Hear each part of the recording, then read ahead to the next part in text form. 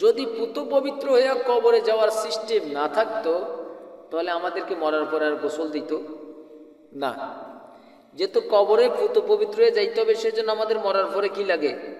গোসল লাগে। পুত পবিত্র করে জামা কাপড় পরাইয়া আতর গোলাপ দিয়া তারপরে জানাজার নামাজের পড়ানোর জন্য মসজিদে নিয়ে আসে, তাই না? আমার ভাইয়েরা, আল্লাহ তার বন্ধুকে ডাক দিয়ে বলে, বন্ধুকে আমার, এই পৃথিবীতে মানুষ সৃষ্টি করার আগে আমি সর্বমোট 18,000 মাখলুকাত সৃষ্টি করলাম, 80,000 আলম বানাইলাম। কোন মাখলুকাতকে আমি আশরাফুল মাখলুকাত বলি নাই, কোন সৃষ্টিকে আমি সর্বশ্রেষ্ঠ সৃষ্টি জাতি বলি নাই। আমি শুধুমাত্র কেবলমাত্র একমাত্র মানুষকে সর্বশ্রেষ্ঠ সৃষ্টিজীব হিসাবে বানিয়েছি।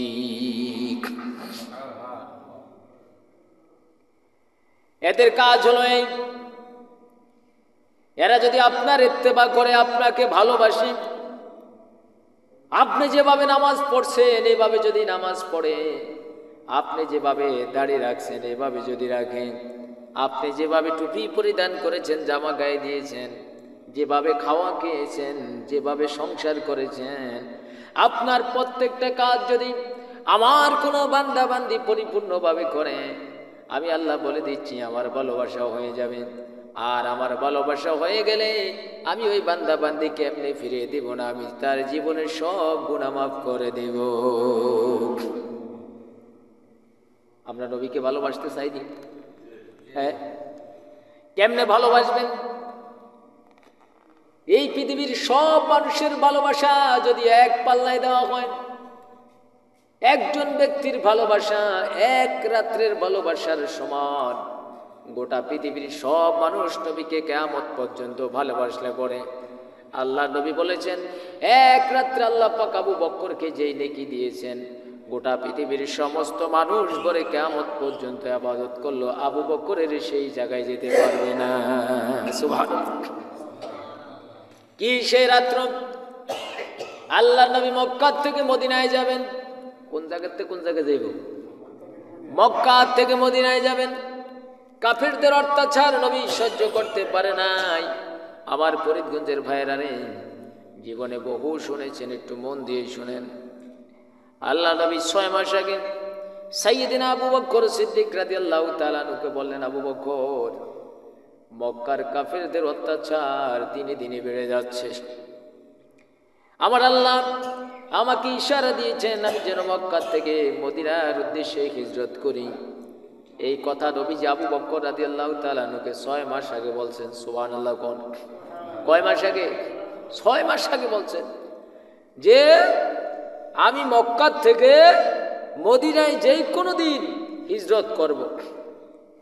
আমার হিজরতের বন্ধু, আমার হিজরতের সাথী পৃথিবীর আর কেউ হবে না। আবু বকর, তোমাকে আমি মক্কা থেকে আমার সফর সঙ্গী হিসাবে তোমাকে নিয়ে আমি মদিনায় যেতে চাই। বলেন সুবহানাল্লাহ।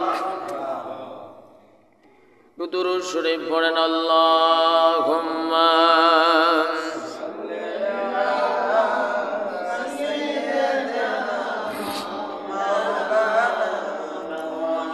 জোরে জোরে ওয়ালা আলে সাইয়্যিদিনা।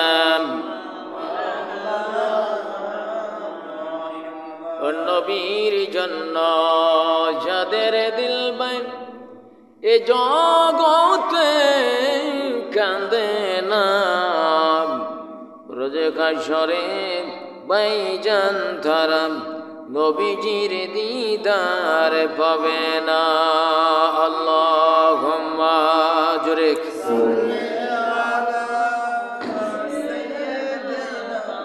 মাওলানা মুহাম্মদ ওয়ালা আলি সাইয়্যিদিনা।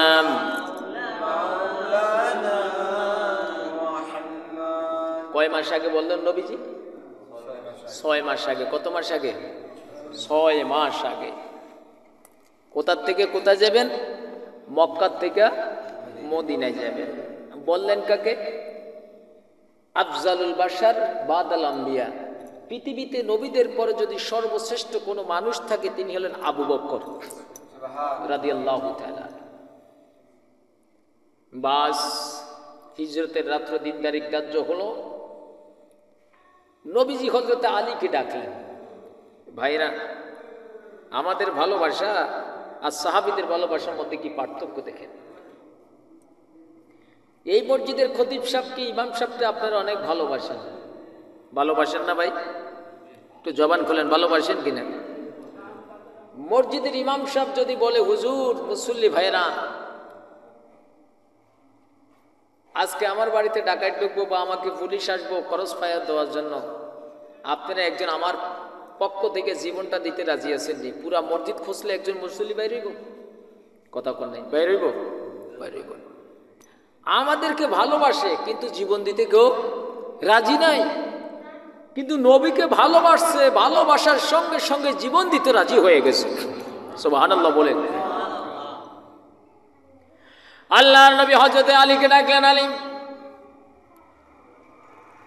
আমার বিছানায় তুমি শুয়ে থাকবা, আমার চাদর গায়ে দিয়ে আগামী কাল সকাল যখন হবে রে আলী। এই কথা বলার সঙ্গে সঙ্গে হযরত আলী কেঁদে দিলেন।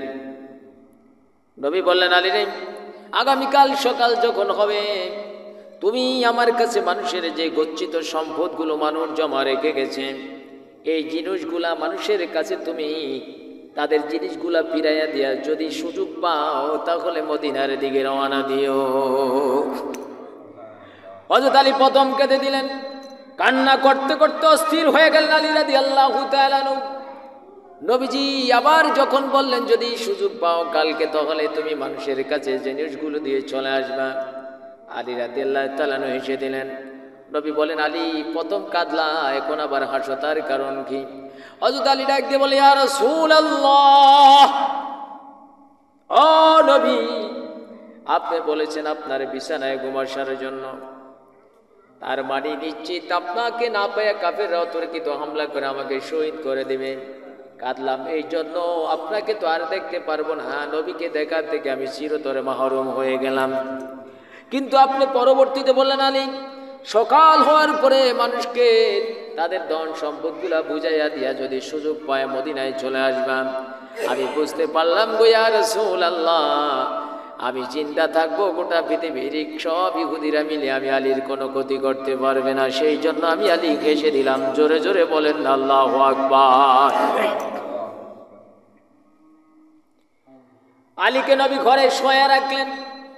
এবার নবীজি দরজার পাখি দিয়ে তাকিয়ে দেখেন ঘরের চতুর্দিক দিয়ে ইহুদিরা দাঁড়িয়ে আছে। কখন নবী বাইর হবেন? বাইর হলে শহীদ করবেন, নাউজুবিল্লাহ বলেন। আল্লাহ নবী এক মুষ্টি বালু নিলেন। আল্লাহ পাক কোরআনে কারিমে বলেন, ওমা রমাইতা ইজ রমা ওয়ালাকিন্নাল্লাহ রমা। ও বন্ধু, আপনি সেদিন এক মুঠো বালু নিলেন আর বালুগুলা ফুক দিয়ে যখন ছেড়ে দিলেন, আপনার বালুগুলা সেদিন আপনি নিক্ষেপ করেন নাই, আমি আল্লাহ নিক্ষেপ করেছি। তার মানে আমি কাফেরদের চতুর্দিকে ঘরে তাদের চোখে পৌঁছিয়ে দেওয়ার দায়িত্ব আমি আল্লাহ নিজে গ্রহণ করেছি। আল্লাহ নবী কাফেরদেরকে এভাবে সরিয়ে চলে গেলেন। কাফেরা এভাবে চোখ কষলেন শুরু করে দিলেন। সকাল যখন হলো কাফেররা দরজা খুলে দেখেন আলী শুয়ে আছেন। বললেন, মুহাম্মদ কোথায়? বললেন, আমার রাসূল সাল্লাল্লাহু আলাইহি সাল্লাম আমাকে এখানে শোয়া, আমার নবী আমাকে ছেড়ে চলে গেছেন। আমার নবী মদিনার উদ্দেশ্যে রওনা দিলেন। আলী রাদিয়াল্লাহু তাআলা আনহুকে পেয়ে কাফেররা বলেন, তোমার নবী কোথায়? বললেন, তোমাদের সামনে দিয়েই তো চলে গেল। সুবহানাল্লাহ। কখন গেল? কয় আমরা তো জানি নাই। তুমি জানো নাই? আলী বলেন, তোমরা কি জানো নাই তোমাদের সামনে দিয়ে গেল? কয় কিভাবে গেল? কয় আমি তো দেখতে পেলাম তোমাদেরকে এভাবে সরে যেতে নবী চলে গেল। বলে আমাদের চোখের মধ্যে যে কি ঢুকলো আমরা বুঝতে পারি নাই। সুবহানাল্লাহ। আমার ভাইরা, নবীর ভালোবাসা কেমন? নবীকে শুধু মুখে মুখে ভালোবাসলে হবে না, নবীকে শুধু চোখে চোখে ভালোবাসলে হবে না, অন্তর দিয়ে যখন নবীকে ভালোবাসবেন, মন প্রাণ জীবন বাজি রেখে যখন নবীকে ভালোবাসবেন, সোনার মদিনা